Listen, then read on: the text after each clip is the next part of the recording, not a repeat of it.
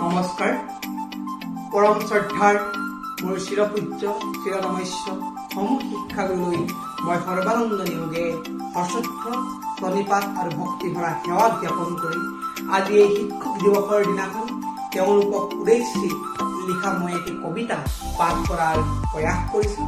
ইয়াত যদি ভুলভ্ৰান্তি হয় আপোনালোকে নিজ কৰুণা গুণে মাৰ্জনা কৰিব বুলি আশা ৰাখিছোঁ। কবিতাৰ শিৰোনাম আজন্মৰ গুৰু শ্ৰদ্ধাৰ শিক্ষাগুৰু। কৰ্মই যাৰ পোহৰৰ জোৱাৰ তোলে, আদৰ্শই যাৰ সমাজ গঢ়ে, অদ্বিতীয় সূৰ্য স্থায়ী নক্ষত্ৰ উজ্জ্বলি আছে কৰি সমাজ পবিত্ৰ, পৰিণত শিল্পী সৃষ্টি কৰে নিখুঁত ভাস্কৰ্য। যাৰ সান্নিধ্যত বাজি উঠে জ্ঞানৰ ডম্বৰু, নমস্য ব্যক্তি সেইসকল চিৰ পূজ্য মোৰ শিক্ষাগুৰু।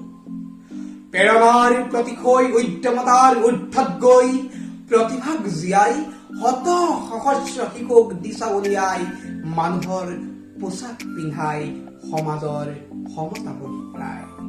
সহস্ৰ সপোনৰ দিক নিৰ্ণয়ৰ বাটত অতীন্দ্ৰ প্ৰহৰীৰ ভূমিকাত স্থিৰ হৈ ৰৈছা তুমি শত প্ৰত্যাহ্বান কৰি প্ৰদাঘাত।